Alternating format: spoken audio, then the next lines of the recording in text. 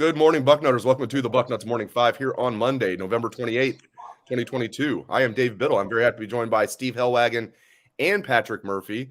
Patrick Murphy coming to us live from a local bar here in Columbus, big soccer aficionado checking out the World Cup. So, Patrick, taking time to join the podcast even when you're watching World Cup soccer. I appreciate that.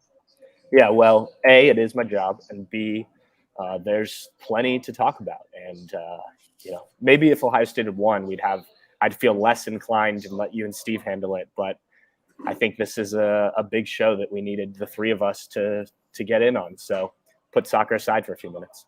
Yeah, Steve, let's start with obviously what went wrong in the game. The thing is, there's like so many things that went wrong. You can't just say one or two things. I mean, it was poor coaching, lack of adjustments, poor execution by the players, dumb penalties. I mean, there's just so much blame to go around. It's silly. What went wrong the most in your estimation, Steve? Yeah, it's kind of like the shorter list would be what went right. Every break went Michigan's way, and you make your own breaks in life and in football.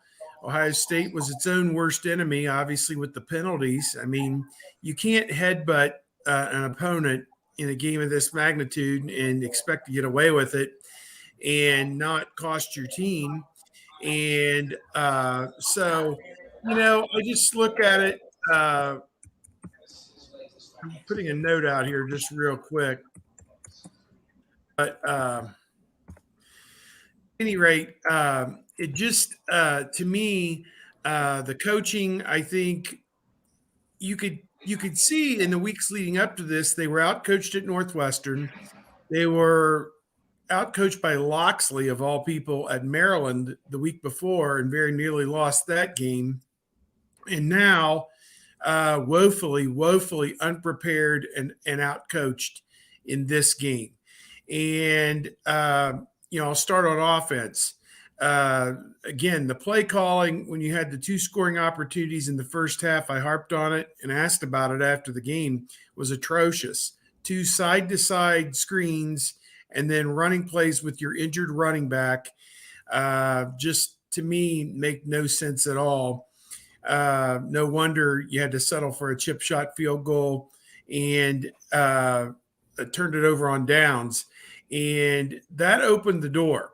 I mean, I sat there, and Pat will tell you, I told him, I said, this is not a good thing when you're not taking full advantage of the scoring opportunities early.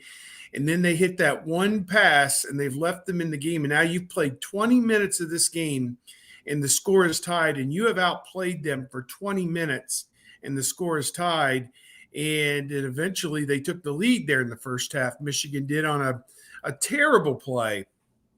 The coaching bites you on offense with the play calling. Okay. You didn't put your athletes and your quarterback in position to win the game. The coaching hurt you when you didn't play your best available players. Dallin Hayden, back-to-back 100-yard games, has 2 carries in this game because they were afraid he might fumble against Michigan or something. Bullcrap. Play your best players, play your healthy players, play healthy players, is kind of what I screamed about for weeks. So that's all coaching. That's 100% on the coaches. Offensive line, to me, I thought they did a decent enough job.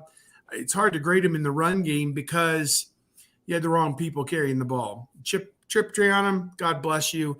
If Dallin Hayden carries, those 14 times, maybe he gets 150 yards. So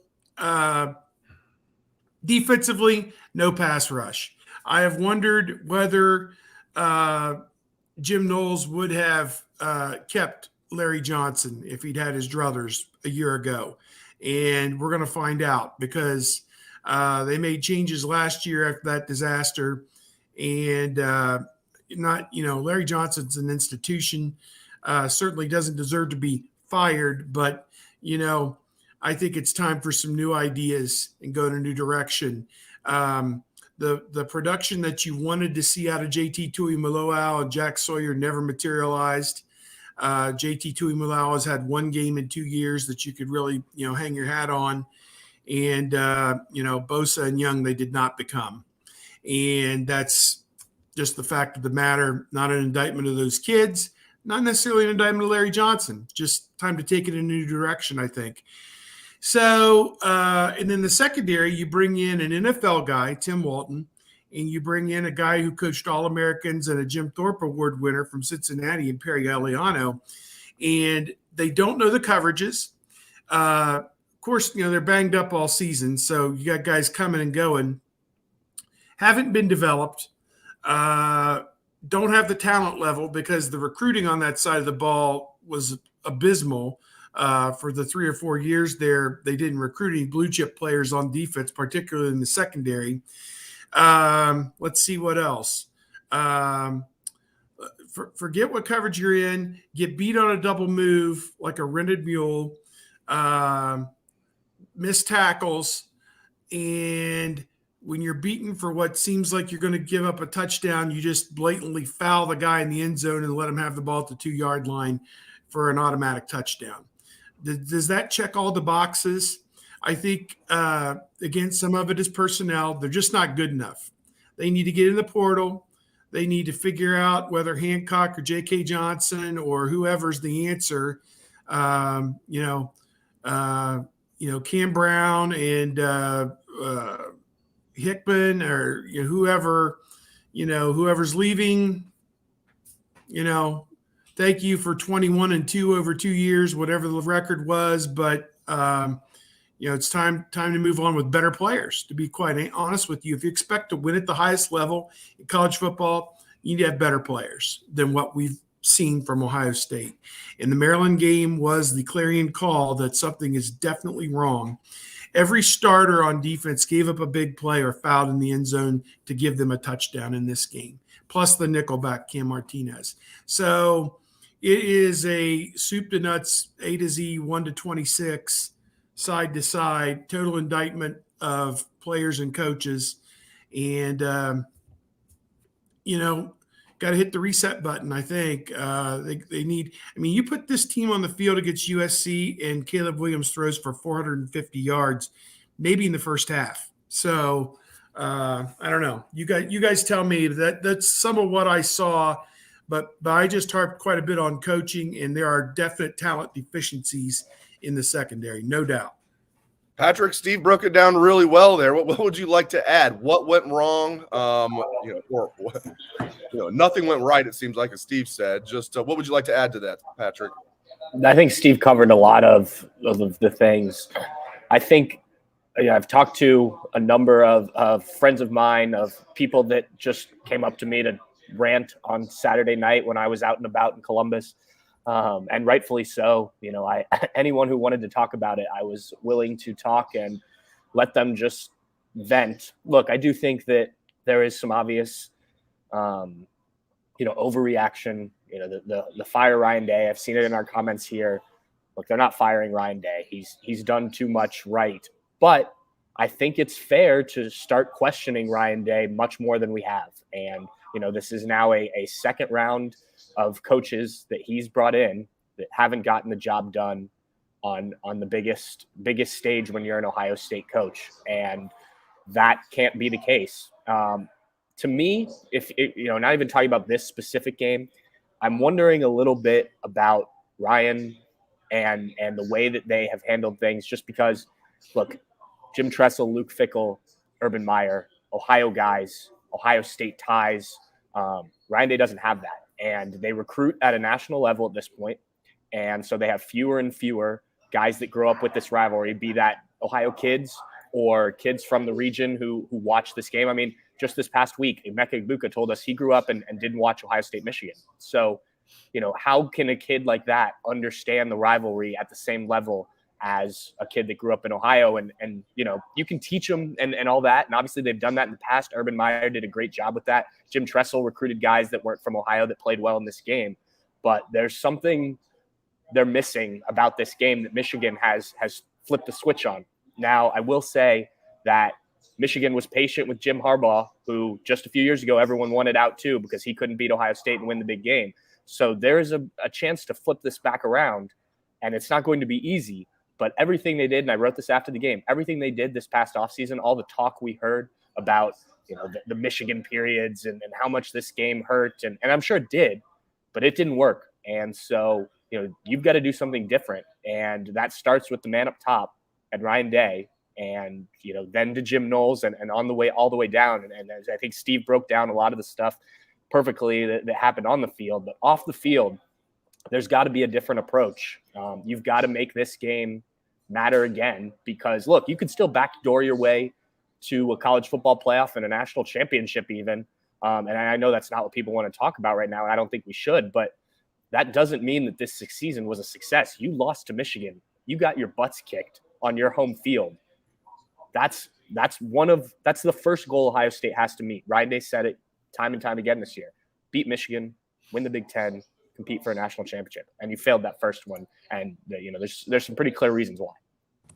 Steve, what are your thoughts on Ryan Day? He's getting a lot of heat, and rightfully so. I don't think he should lose his job. I agree with Patrick. It's a moot point. He's not going to, but I'm certainly not calling for him to lose his job. Now, if we're having the same discussion a year from now, maybe that's a discussion to have if they lose to Michigan again next year. I thought Ryan, we've had a lot of commenters say this. I said this in a post-game podcast. I thought he coached not to lose.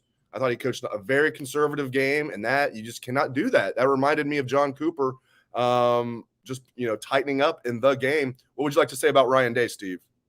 Well, I think everybody likes Ryan Day as a person. He's not an objectionable person. He's a very good person, very good in the community, very good with players. And so I think that these are not easy things to discuss.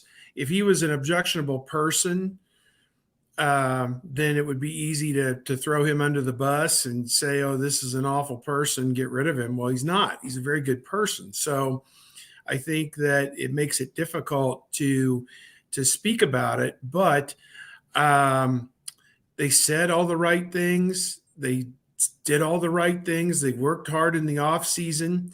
And this was a game that, with their conservative play calling in the first half, as I've harped on, they built a monster with Michigan. And they allowed Michigan, when they hit that pass against zero coverage, and this comes back to Knowles as opposed to Day, that he gambled. He was going for the kill shot on that play.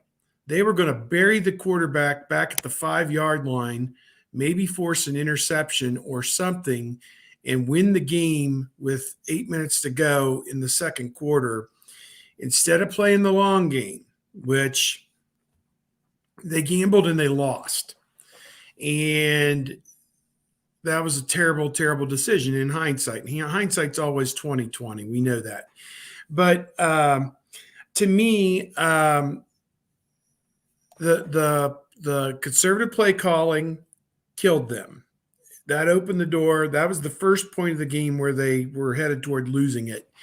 Then I think he loses the team in the second half when they get it to fourth and manageable and they don't go for it twice, particularly after the 1st and 35. They had got it back to – I'd stopped watching because I just kind of conceded the punt, especially after they ran it on first down with, Chipper Trianum, picks up 4 yards on 1st and 35, and you're thinking, the old Tressel mantra, don't doink up my punt. But I think that they lost the team, and subconsciously the team quit. When you give up long touchdown runs of 75 and 85 yards to end the game, the defense was left out there for dead the entire second half with no support from the offense that didn't sustain drives, that didn't score points. I think after the last time they turned it over, it was like, we quit too, kind of thing. And that's what you saw. I mean, those 2 long runs, again, that comes back on Knowles too, the defenses he had called, but trying to gamble to get a turnover to get the ball back or whatever. I don't know how you explain those 2 running plays. That looked like Shiano from 3-4 years ago against TCU or, whatever, where they, had the 90-yard run or whatever that was. But it harkened back to the 90s with Day, and there have been a lot of Cooper comparisons. I know Bax called him John Cooper Jr. or whatever. We already have a John Cooper Jr. There was a John Cooper Jr. He held the cord for Daddy, there on the sideline. I hate bringing up Cooper's name because I like Coop. And, Coop ultimately, did have some teams that did accomplish some things, but 93, 28-0. Then you lose the Heartbreakers, 95, 96, 97, and Michigan State 98. I mean, that's 5 losses that cost you shots at a national championship. That's what this felt like, and of course it was similar to 93 because it was lopsided. Worst loss at home since 1999, worst loss in the series since 1976. By margin, a lot of worsts and firsts, and none of them were any good. So they got to do some real soul searching there today, and realize that their way of doing things was great in 2018 and 2019 and 2020, but the world has evolved a little bit, and there's a lot more that could be said. The lack of the quarterback running game, you take that dimension completely out of the offense, makes you much easier to defend. And Michigan showed that on Saturday. Patrick, I know that you noticed a stark difference, and obviously Ryan Day was way too conservative, played not to lose. Look at the flip side. Michigan played to win. They couldn't throw the ball down the field all year. They could on Saturday, and Ohio State never adjusted. Michigan was aggressive, and Ohio State was passive. Yeah, and I think the plays that stood out to me were, there's a ton of them that we could look at, but Michigan going for it on 4th and 1 in their own territory. I think it was in the third quarter. Like, no hesitation. The players knew they went for it. They got it. Obviously, the jump pass that they ran, that was a former linebacker, and it was well executed. And the pass was a little short, but he was so wide open that it didn't matter. And then, obviously, and there's been a lot made of Ryan Day punting the ball in Michigan territory where C.J. Stroud wanted to go for it. And I think stuff's come out today about, okay, maybe they were going to do a fake punt there that didn't work because of the backup long snapper being in the game. And, maybe that changes things if that comes off. And we're crediting Ryan Day for his creativity there. But, look, Jim Harbaugh came into this game with things ready to go to beat Ohio State, and wasn't worried about losing the game because of going for it on 4th down or things like that. And Ryan Day, over the course of his time at Ohio State, has become more and more cautious. If you go back to kind of those Clemson games, I thought Ryan Day coached those really well, even the one that Ohio State lost. They were aggressive. They took shots downfield. This has just become more and more about trestle ball almost, and Ryan Day said after the game, you play field position, those type of games. No, you can play field position against Georgia in the national championship game if you want, because you think that that's the approach. This is the Michigan game, and the other team on the other side of the field wanted to win, and you wanted to not lose. And I think that was pretty clear with just kind of those play calls. And I think that also bleeds into the mind of your team. When C.J. Stroud is telling the punt team to stay off the field, and Ryan Day is telling them to go on, maybe you had the fake on, I don't know, but that's C.J. Stroud then takes that to the sideline. The players take that to the sideline. Okay, why aren't we playing to win here? And that just creeps into everyone's minds. I think that's where the game was ultimately lost. You had a shot to go down there and get things done, make the game closer, and they gave the ball back to Michigan. Michigan had a long drive that took time off the clock that ended in a touchdown, and it was over. And that you just can't have those type of play calls in a game of this magnitude. And that's where I think Ryan Day that's where he has to change right now is that approach and become that aggressive play caller again.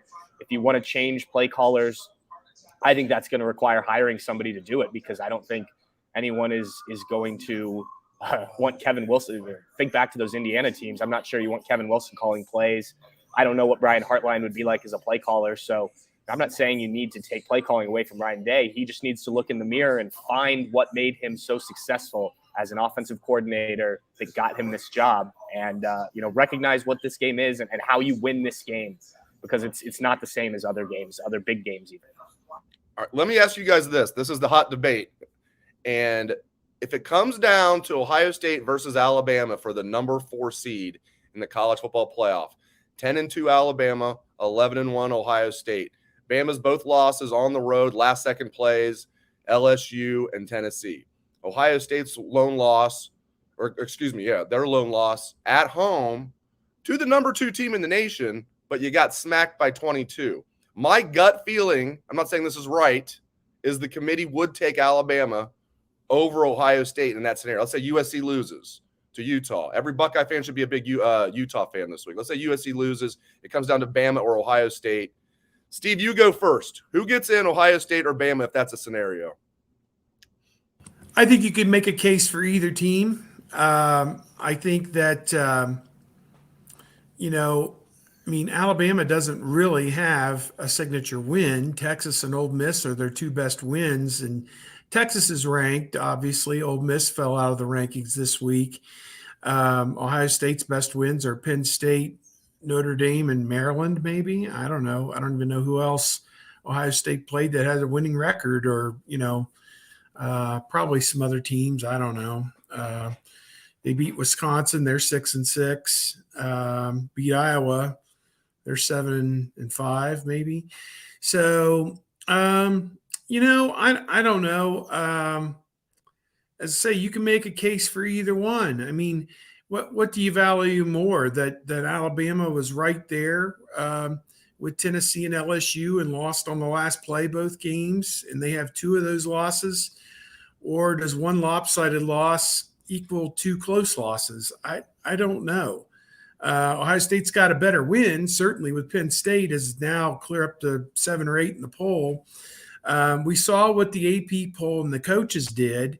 Both dispassionate, have nothing in the fight, kept Ohio State with 1 loss just ahead of Alabama. And the margin in the voting, as I looked at it, wasn't even really that close. So the predominant number of ballots had OSU at 5 and Alabama at 6 or lower. I don't know. That's such a tough one. I don't know how are you rating them? What are you considering? I mean, the eyeball test would tell you that Alabama is playing better football right now. Ohio State has kind of stumbled to the finish line here. Other than the Indiana game, they really didn't play great football down the stretch. Any of the last several games. So, tough one. I mean, Herbie's got a kid on the Ohio State team and said Alabama should have the spot. Now people are saying, he works for ESPN. They have a vested interest in ESPN. His son is on the team. ESPN also has a vested interest in making money. And the Fox broadcast with Ohio State and Michigan is the 5th highest broadcast for college football in the regular season in the last 30 years. They had 17 or 18 million people watching the game. Alabama doesn't draw that kind of crowd. So I don't know. And that shouldn't even really factor into it. It should be the quality of the teams. I'm just saying that this is a guy who people believe his vested interest is in Alabama, and yet long-term it is. But in the short term, I think it should be in making money for his company. But I don't know. It's an interesting discussion for sure. What do you think? And Dan Wetzel had the perfect point. He said, you've got the top 4 right now. How do you put somebody in who didn't, quote, play their way in at the 11th hour? They backed their way in. You're going to have somebody play their way out unless TCU or USC gets blown out. Shouldn't they still have the spot? Even if USC loses by a field goal, USC with 2 losses should have nothing to do with this playoff, in my opinion. If USC wins, they're in. If USC loses, they're out. Yeah, they're 2 different discussions, I suppose. Yeah. And I think it's going to come down to Ohio State. And if USC loses, it'll come down to Ohio State and Bama. Patrick, I'm curious to get your thoughts on this. If that scenario does pan out, do the Buckeyes go or do the Crimson Tide go?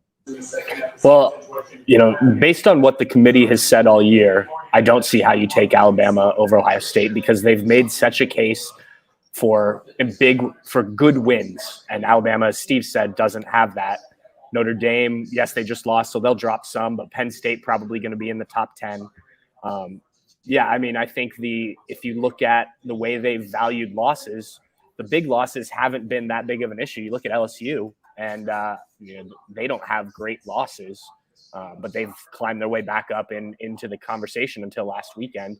Alabama has lost to 2 teams that aren't very good. The committee has valued LSU, but we saw last week when they lost to Texas A&M that's not a very good football team. So, look, I don't know if Ohio State is deserving to get in right now, but they certainly, I think, are more deserving, or they would get in my mind, based on what the committee has said. I've been on each of the calls this year listening to the committee chair, Boo Corrigan, talk about it, and they've valued Ohio State quite a bit. They've kept them above Michigan when people were calling for that to not be the case. I mean, they've been the number 2 team in the country pretty much the entire rankings. So, there's still value there. You have one loss to number 3. I don't see how, if that scenario plays out. Now, if TCU loses a close one in the Big 12 championship game, maybe you have a conversation about a one-loss TCU over a one-loss Ohio State that actually played in their Big 10 championship game, or played in their conference championship game. Sorry. But I don't see how, given what the committee's told us all year, how they would value what Alabama has done unless it's name recognition exclusively. Now, that's funny because each week I've tweeted out that the committee loves Alabama because they have kept them up as high as they have. But I think the committee also does love Ohio State, at least up through this week. Steve, I know you want to chime in on this as well. What do you want to add to that, Steve? Yeah, we're tearing down Ohio State for the first 20 minutes, and now we're trying to decide if they deserve to be in the playoff. You got to love college football, guys. This is it's not like the NFL or Major League Baseball where you got to have the exact record and qualify to get in and all that. But the only thing I will add is I think we need to watch what the committee does with these rankings very closely this week. Do they have Notre Dame ranked ahead of Texas? The coaches and AP voters both have Notre Dame 2 spots ahead of Texas, like 19-21. The other one is Ole Miss. Ole Miss dropped out of both polls, but was 26th in the coaches poll and like 30th in the AP poll. And does the committee have Ole Miss lingering around down there at 25? I mean, they've gone in a total tailspin in November, and 8-4, I think, is their record now. Notre Dame and Texas are both 8-4, but what does the committee? I think the committee will tell us which teams they value more if they give the nod to the SEC in both of those instances, and Texas, soon to be SEC, I suppose, but an opponent of an SEC team, in this case Alabama, maybe we'll know a little bit more about it. People always like to read the tea leaves with where they rank these teams. I don't know. Again, it's great to have knee-jerk reactions. I mean, had they lost this game by a touchdown, I don't think that there's this much angst in the fan base, but man, to talk about this and then go out on the field and do something, just totally contrary to what you talked about all season long and all off season, and, no competitive stamina, no toughness, no physicality, at least in the second half. I mean, it was not a 30-minute game. It was a 60-minute game, and Michigan just clubbed them. And Patrick, I know you want to chime in on Luke Hamilton. He said some interesting things on Twitter, I believe. Get into that if you would. Yeah. If people saw it, Luke Hamilton, who was at the Ohio State game this weekend on a visit. Actually, there were 2 kids that committed to Michigan after the game that were at Ohio State for the game, which is interesting planning by Ohio State because neither of those kids had scholarship offers from Ohio State, yet they let them come to the game and not have kids that they do like come to the game. But that's a whole nother topic. But, Luke Hamilton, I believe, I forget what outlet it was, but did an interview and talked about how, he felt that Ohio guys were not treated well when they visit Ohio State. And there's just the assumption that by Ohio State that Ohio kids are going to commit to Ohio State so they don't get the same kind of treatment when they're on campus as out-of-state kids. I think it's worth pointing out first, Ohio State's recruiting the state of Ohio pretty well in 2024 or 2023.